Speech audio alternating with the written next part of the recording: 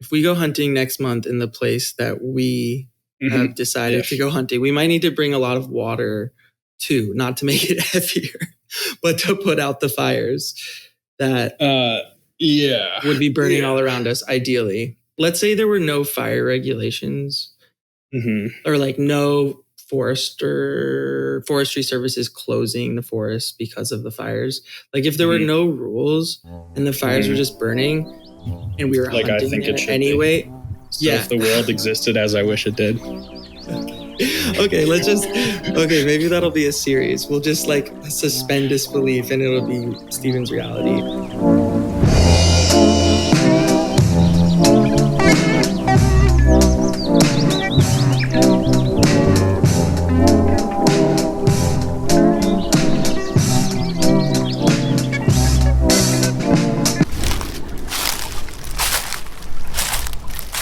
How close to the fire would you want to hunt? Like, would you want to be like in the fire? Would you want to be near it? It can be a very effective strategy for sure to like hunt like the edges, like hunt the ashes. Like you are right up on the fire. Can be very effective. I don't consider myself, I think you need to be careful with that. If you're not experienced around wildfires. So I'm not. Totally. So I wouldn't feel safe doing that. And so I would want to give it at least a couple miles. I wouldn't be within a couple miles of a wildfire. And if I was doing a pack-in trip, if I was doing a day trip, I'm talking a couple miles. If I was doing like a pack-in trip, like a week-long pack-in, stay there for a week and pack out, I would want to be 10 miles or so away from the fire. Totally.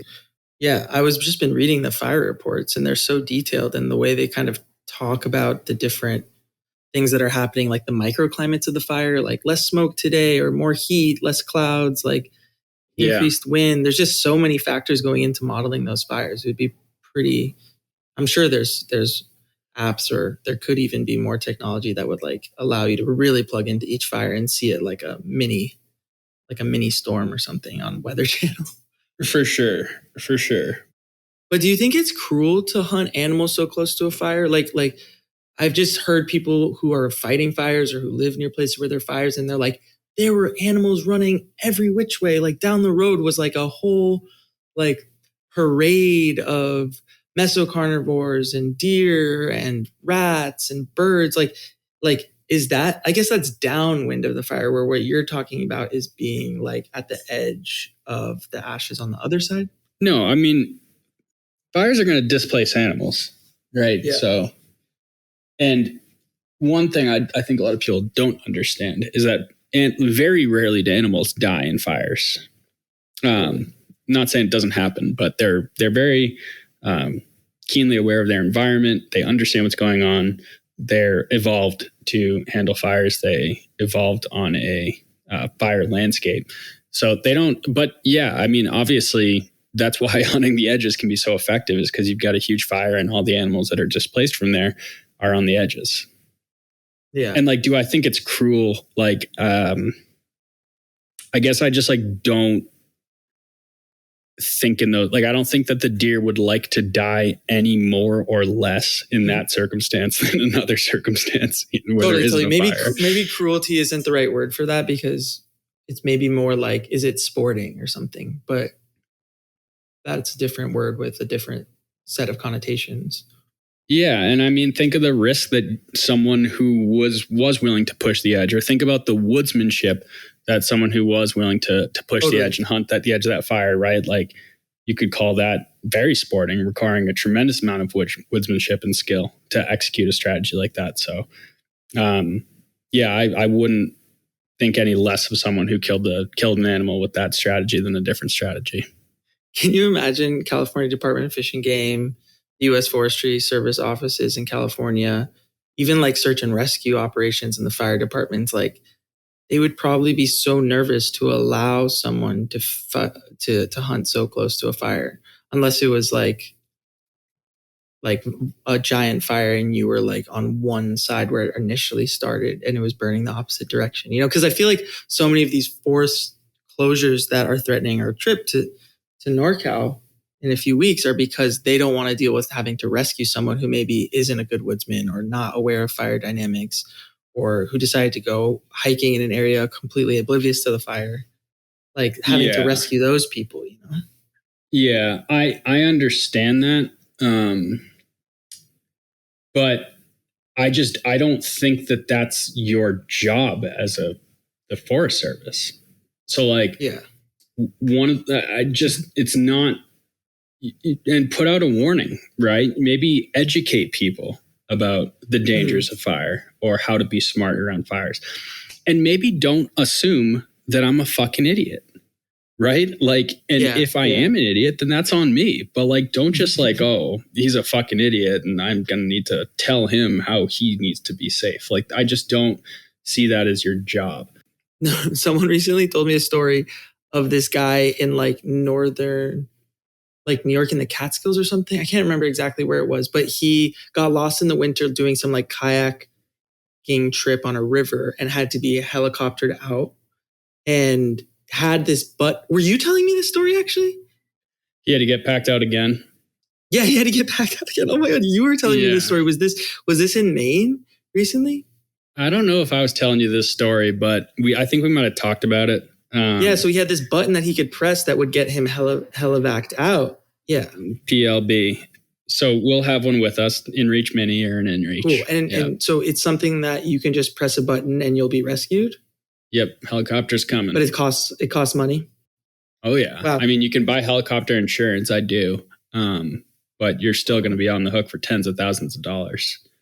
But this guy then got rescued. And then 2 weeks later, right, he went back to get his kayak and got stuck again and had to press the button again. Yep. And he had to pay for it twice. I guess so, yeah. How much money is that? It'd probably be cheaper to go hire an expert or a bunch of high school kids or whatever. You go hire someone who knows what they're doing to go get your kayak. Maybe he just really liked being rescued. Maybe he was like a thrill seeker in a different way. And he just like, he was like, rescue me. It's like a form of like Munchausen syndrome, right? Yeah. Like, I'm stuck out here. But okay, so you're saying that like you just want the government, whichever agency we're talking about, to like trust your wilderness skills enough to be able to do something that extreme. I mean, we do let people like jump off cliffs and all this other stuff. I just don't think it's I don't think it's their job to like, this is my life, man. Like, it's not your life. I just like, and it like, this does get to like how I view the role of government in society and like, what is government? But like, I don't think that their job is to look out for my safety or tell me what I can or cannot do in the interest of my safety. I just like, don't acknowledge that as a valid function. So maybe in order to hunt the fire, you have to pull a fire permit. And part of pulling that permit, as soon as you sign on the dotted line, is like signing away any right to be rescued.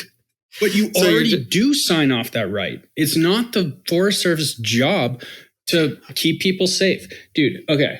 I looked up. Okay.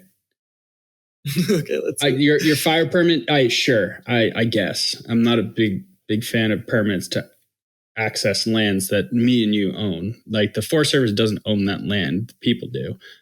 They just manage it on behalf of the people. So I looked at the statement, right, that they said when they're closing it. This was the Deputy Chief of the U.S. Forest Service, the Pacific Division, Jennifer Eberlein, right?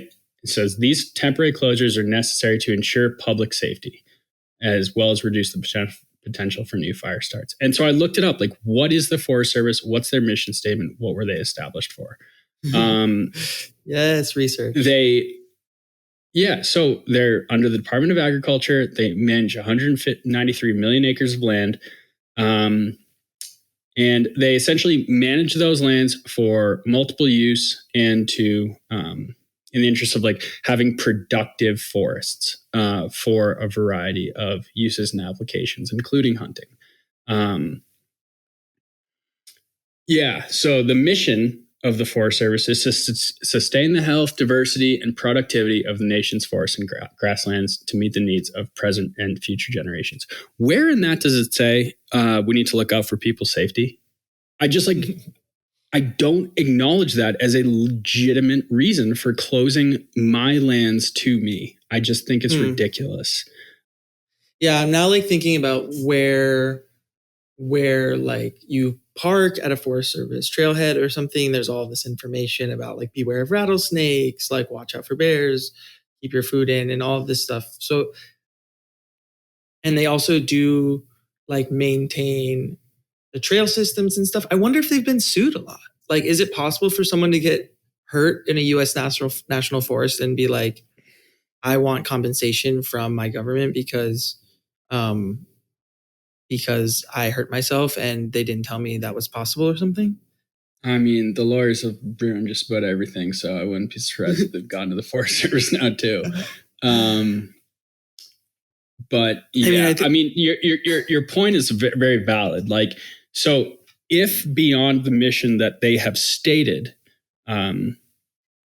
if their mission has expanded to include protecting people, right? Then why aren't all national forest lands where grizzly bears reside closed? I mean, you have multiple deaths occurring now every single year in grizzly bear country. One of the reasons is that they closed these national forests is because they had a couple close calls last year, right? Where they did have to evacuate people. Those were close calls. No one died. There are people who are dying every single year on national forest land. So like, protect people is such a general term, and like by the logic that they're using, why couldn't that be expanded to closing national forest in Wyoming and Idaho and Montana? For sure.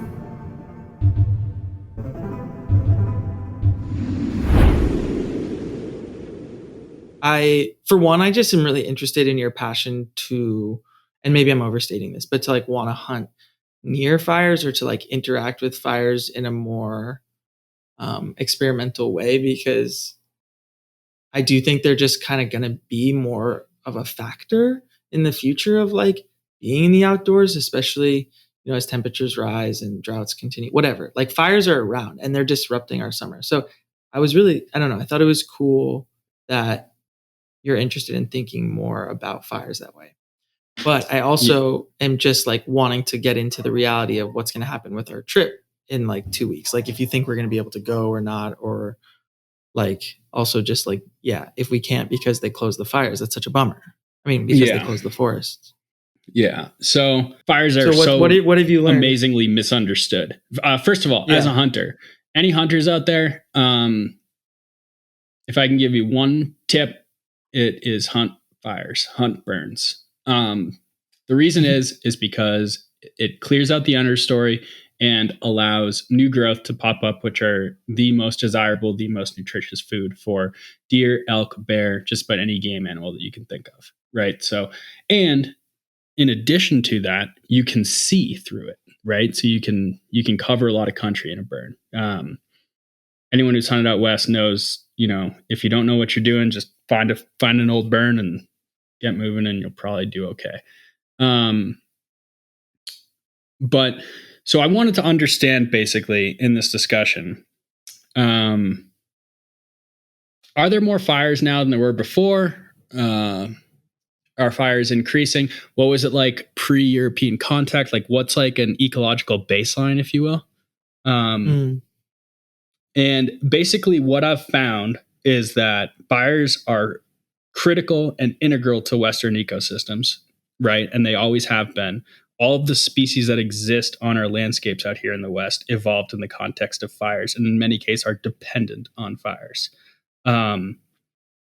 We have been suppressing wildfire like crazy for the last couple hundred years. Let's call it 100. That fire suppression is bad for wildlife. That fire suppression creates worse fires and creates the situation that we're in today. And it's just amazing because this stuff is so clear in the scientific literature with just a cursory glance at it, but it's not something that is ever communicated in any way, shape, or form by either the management agencies, media, you name it, right? It's like there's just like a total amnesia around the truth around wildfires in the West that I quite frankly don't understand. Like, here's a question for you, right? You're in the academic world. How is it that you get people at the head of the National Forest Service and people at the top of CPW, California Department of Fish and Wildlife, who are saying, right, that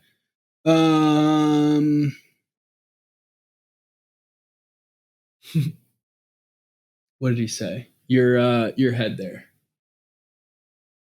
What did who say? Oh, okay. The head of California Department of Fish and Wildlife, Charles Bonham.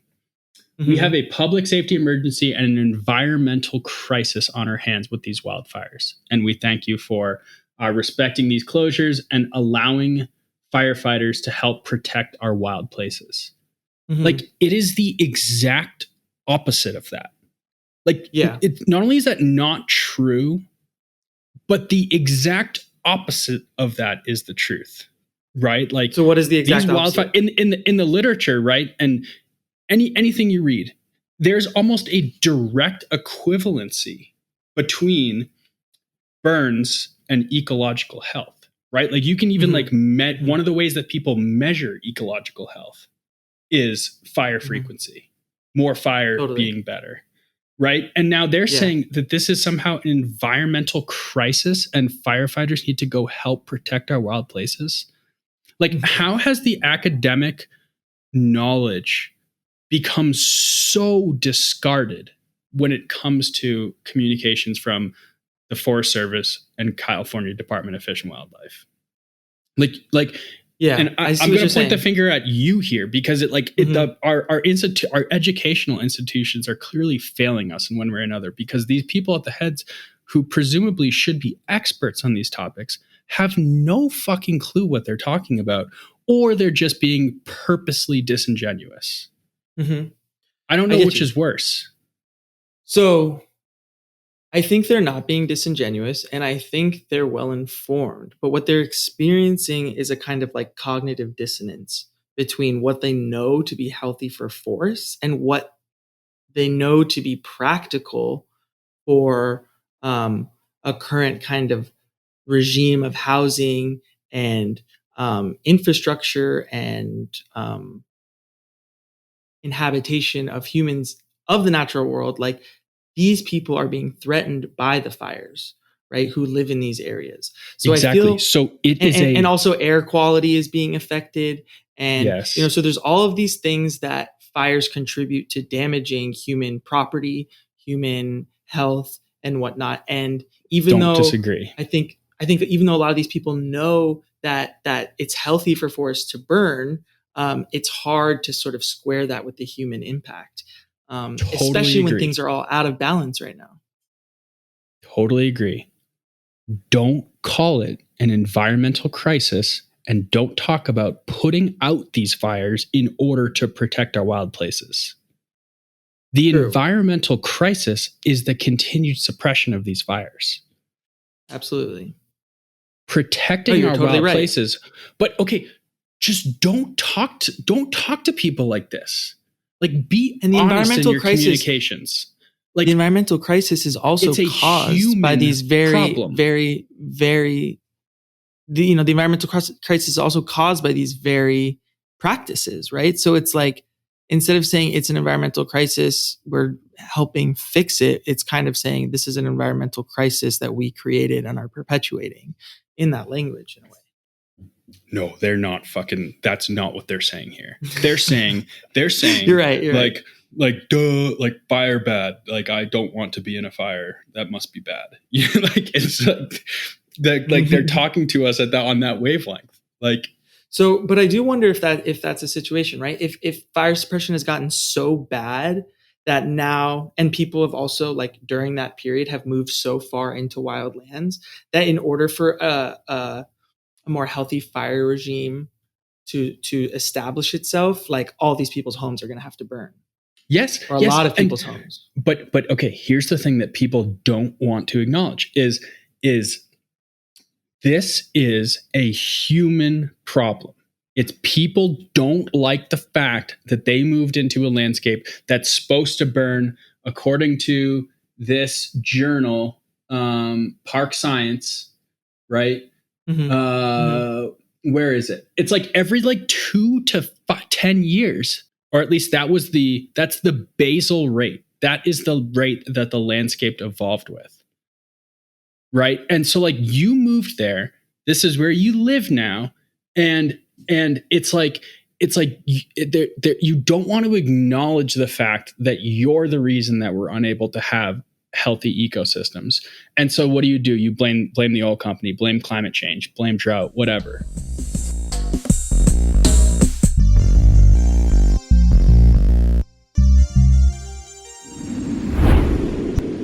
One question I would have for you is so you sent me a really outstanding excerpt from the Ecological Indian Myth and History, right?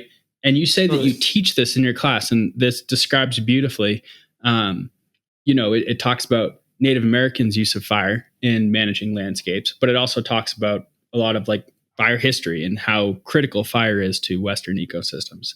I'm wondering, what do you guys discuss when you discuss these papers, and what is the level of awareness within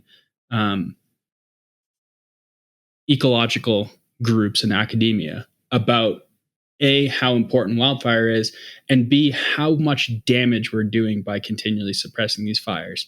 And what I would ask is if your classmate or student or coworker, whatever, reads those statements from the director of the Forest Service or the director of the CDFW, are they rolling their eyes too?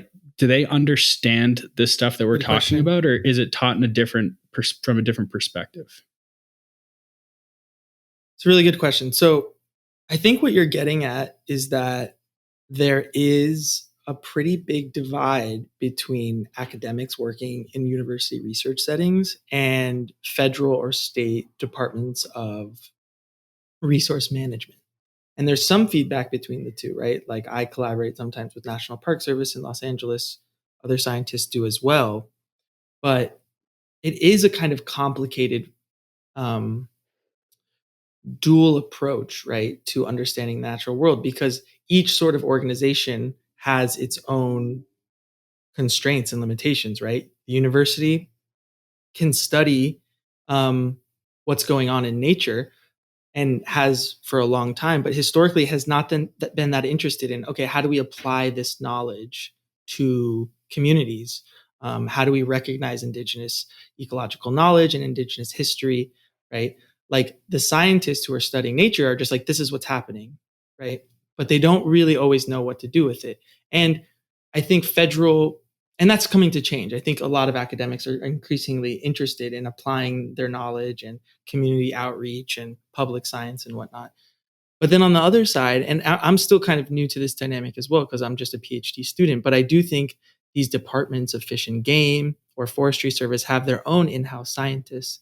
And I'm not exactly sure what it's like to work in one of those agencies or the different kinds of constraints that are exactly put on you there. But I know, just from reading a little bit about past hunting bans and also the implementation of other sort of scientific knowledge around stream restoration and stuff, that these organizations have to deal with the state that they're in and policy and law and legal parameters, but they also have to deal with people on the ground, because we've talked about, they're managing these places and people live in these places and people recreate in these places, so they have to deal with that too.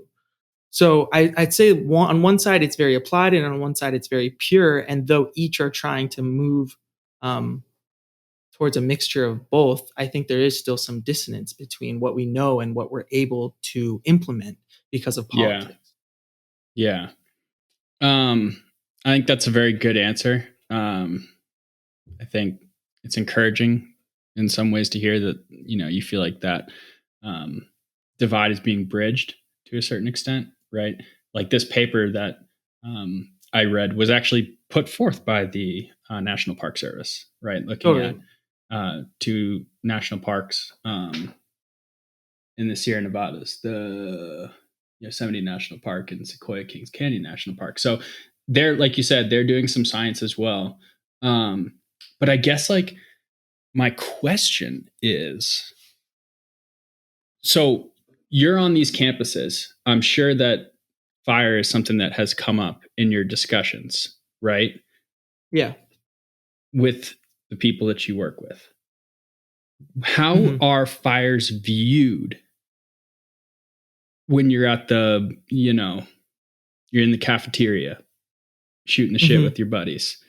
Like, is it like, are people like, oh, nice, there's another fire. Like, that's going to be really great for the ecosystem in the northern part of the state, Or is it like, oh my God, global warming. Oh my God, these fires are so bad. Like, all the poor deer, and what are the bears going to do? And like, I can speak a little bit of that. Because like actually a lot of my peers are working on fire, and a lot of them are working on different components of it. But for instance, so one person in my program, and I should know more about this, honestly. It's been tough because we haven't seen each other in so long and people's research interests change. But, one person in my program is studying the effect of smoke on fire, right? So when there's like, or the effect of heat on fire rather, right? So if it's hotter in the future, will fires get a lot worse? Will they burn hotter? Will they burn more? And so what's the relationship between overall heat in a weather system or in the climate and the severity of fires? Yeah. Another person I know is studying. Yeah. Another person I know is studying insurance, right? Fire from an insurance point of view. How are people, I don't really know what his stance is, but I assume the general questions are like, how are people being compensated for their fires burning down? And why is it profitable to insure some houses and not other houses? And what is the future of that market look like? Right? Because in one sense, to understand fire suppression, you also have to understand housing markets and why people were allowed to build in certain places, why they felt comfortable doing it, and the kinds of sort of like markets that have emerged to facilitate that kind of unsustainable growth. Certainly. Right. So this person's talking about or looking into the relationship between insurance and, I guess, that's a very complicated issue. I don't want to speak too much to that research. Yeah. And then there's others who are studying like, okay, go on. No, I just want to amend one of my, I can get carried away sometimes. I'm not like blaming people who live in these places. I would love to live there. I wouldn't want to get my house burned down. And I think it's a valid use of firefighter resources to protect people's homes. But was I insinuating that I don't think that? No, but I sort of don't. Worried, but actually, I'm worried that I insinuated that. Yeah. And what bothers me is the communication of this as some kind of environmental crisis, when in reality, it's a human crisis. And my heart goes out to those people who have lost their homes, right? I can't imagine it. But it's not an environmental crisis. It's a human crisis. The environmental crisis is the suppression. But this is that dissonance again. This is that dissonance again, right? Because we're reaching this point that like, not only is like what we consider the environment and what we consider human kind of dissolving in interesting ways, but like what's good for people might not be good for the environment, or what's good for the environment rather might not be good for people, right? Based on the relationships that have formed. Some people be good for me if they let more of the stuff burn. Be killing all kinds of monster blacktails in there this year. It's great for hunters to let these fires burn. Well, what do hunters say about them? Is there like a loud contingent of hunters who are like, let the forest burn? Burn, like, baby, burn. Yeah. Really? That's what people say. It's a whole like strategy of tag application, right? The reason I have the tag that I do, the reason I was up by Boulder was because there was a big fire up there last year. Like I chase fires with my applications. I have the burn layer in Onyx. I find big fires and I try and hunt there the next year. Wow. So have people gotten, I mean, obviously people have gotten better at hunting over time, but now that there's more burns happening because we can't stop them, is it like open season for hunters or is this like a new culture, right? Because burns are, the savvy among us have always been hunting burns. I would say that, the communication age, right, has really proliferated that knowledge, which was probably once like very closely guarded. Yeah. But yeah, people have been hunting fires for a long time and they've been doing very well in them. No, totally. Wasn't it? It was so. It was. I was gonna just say it was like. What did you think about reading all the ways that like Indigenous Americans too, like how like intense and complex their relationship with fire was? It was brilliant. Yeah. It was brilliant. Yeah, they clearly used fire very intelligently and very liberally Totally. to manage their landscapes. And it's funny, like most of it was for hunting, right? You burn a hillside and going to be more deer there next year. And there's going to be bigger deer and healthier deer and right. Totally. Not just deer, but bears and mice and anything else that you could want, right? They understood that fire was a tool for improving landscapes productivity. Yeah. In terms of and like also just utilizable resources. And it's amazing that that knowledge has been so rejected and forgotten.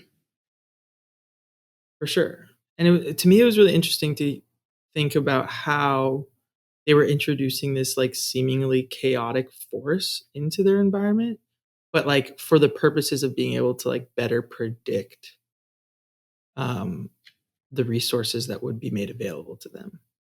Yeah. You know, like we think of fire as so chaotic and uncontrollable. Well, actually, that's certainly the case.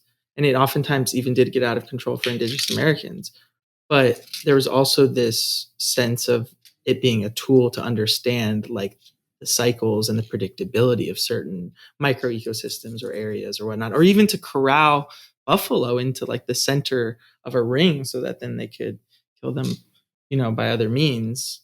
I mean, that's like a literal form of control with fire. Like apex predator, man.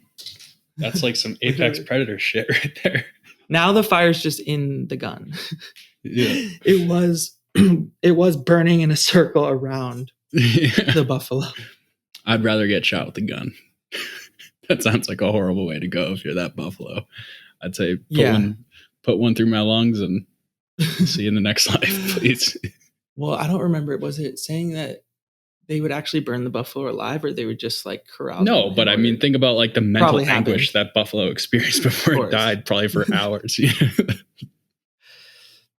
Yeah, and then to get jabbed with spears until you die by just sheer blood loss. Yeah, that'd be a tough way to go.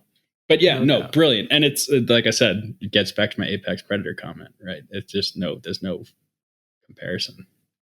Yeah. They're the big boys on the landscape. And yeah, it did strike me.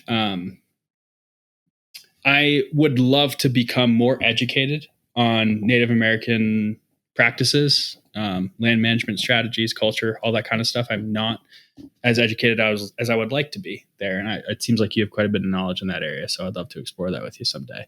But it surprised me the extent to which it was used. The intelligence with which it was used. I don't know if other cultures have used fire in that manner, but it was brilliant.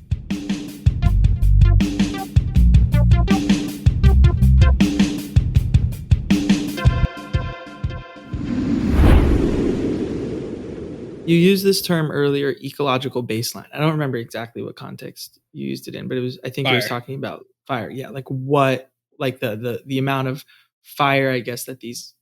Yeah, so like call it like when did Native Americans arrive? It used to be 14,000 years. Now it's closer to 20,000 years. People are saying, what about 50,000 years? What was like the frequency of fire on the Western landscapes? So is that what you think the baseline should be? Or like what is a baseline to you? Because the climate is changing, whether, you know, we know why or not. And like there were various waves of humans that came to the North American continent and changed the landscape, right? So conceivably, Indigenous Americans burned the landscape a lot more than the landscape was burned by just lightning fire. Or I don't know, can we say that? But what is the baseline? I don't know if we can say that. Really? Perhaps. I think it was so cool in that many one places, paper. Yes, in many cultures, yes, and many other places, maybe no. That one paper you sent me, though, about how the forest sort of auto regulates, like when, like a lightning strike.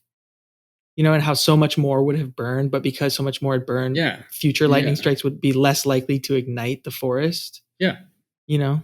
Yeah, for sure. I mean, the paper talked about how these landscapes should burn at least every 20 years.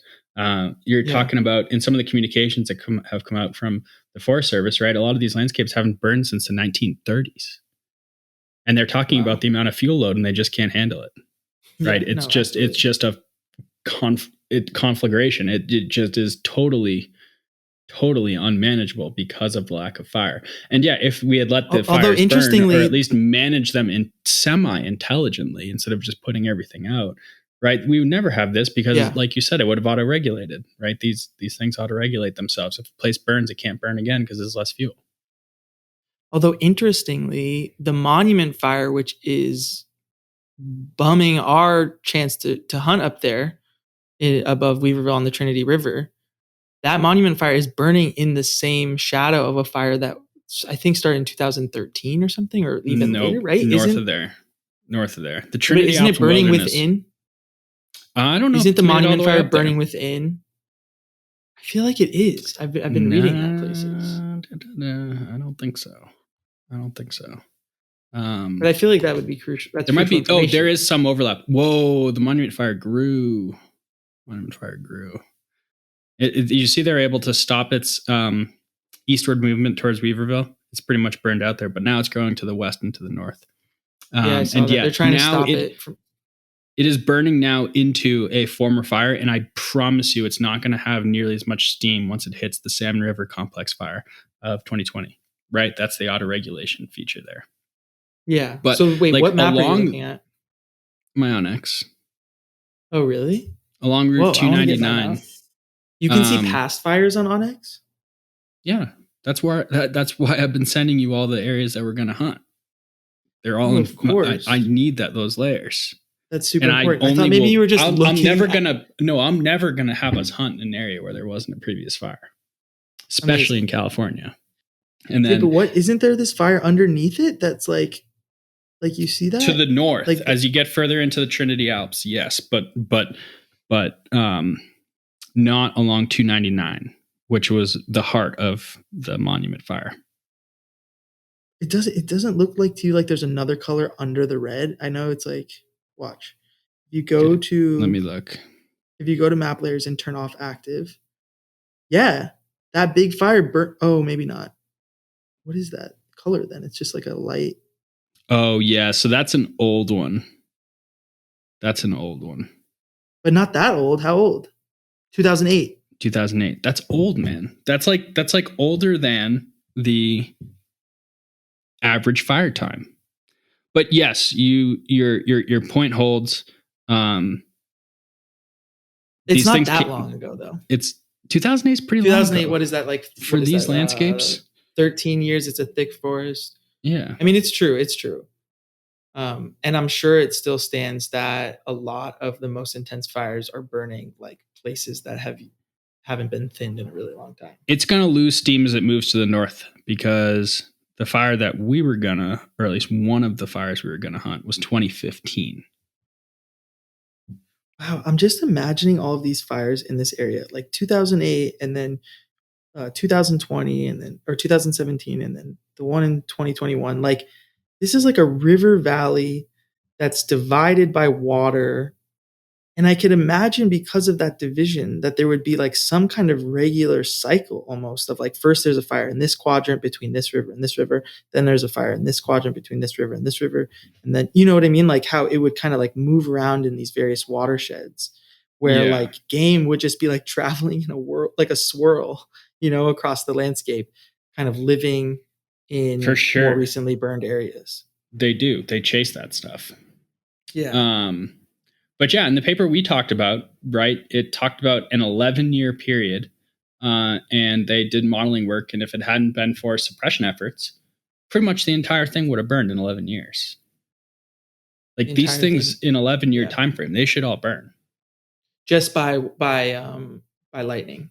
Yeah. Okay, so what do you think about this?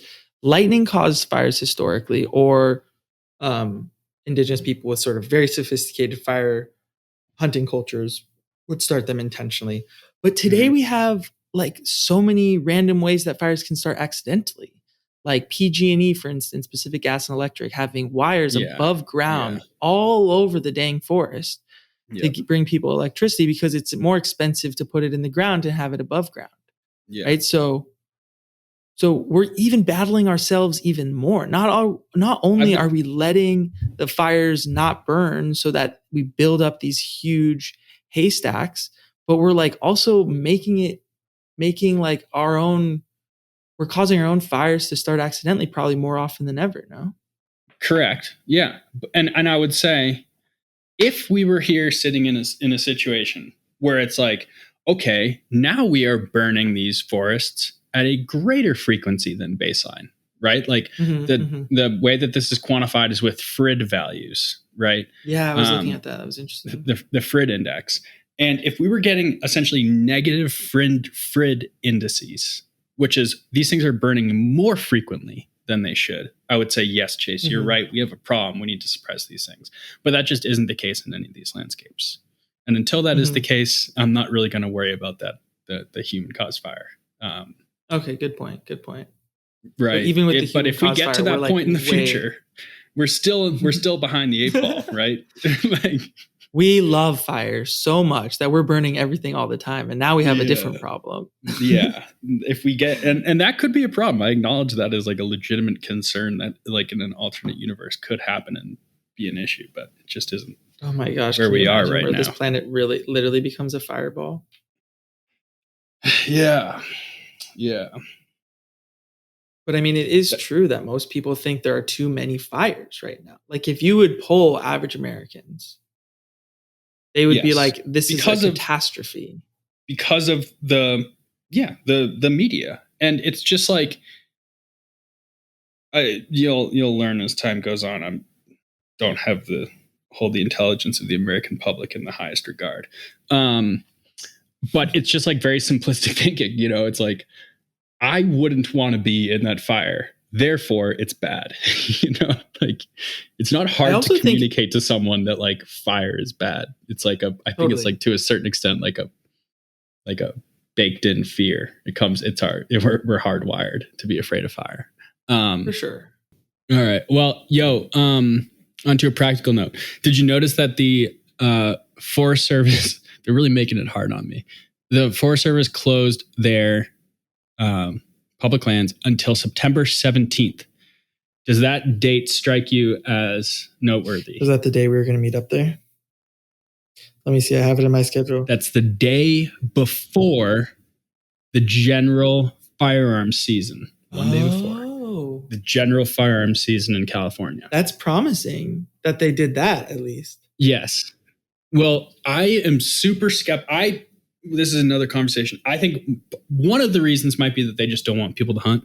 And so I think they could just be jerking us around, right? Like this whole forest thing, closure is just a sham because they just don't want people hunting. And so they close the forest and say it's because of fires. But the infiltration of the California Department of Fish and Wildlife game, another episode. To give them the benefit of the doubt, perhaps if that's not the case, and I am in fact wrong in my assessment there, they are honestly making a good faith effort to try to reopen the forest in time for the firearms season. Which means that our hunt still could be on. The interest in the pod continues. We're still building towards a hopeful hunt starting on September 18th in Northern California. This is what it means to hunt a fire. You got to be on your toes. Okay. There's no fire anywhere near where we're going to hunt. Isn't the McCash over there? Okay. Yeah, it's kind of over there. But even if you wanted to say that like, okay, our job is to protect people now, like we're going to add that to our mission statement. Don't close all the forests. Why don't you just close it around the fire? Yeah. No, I agree.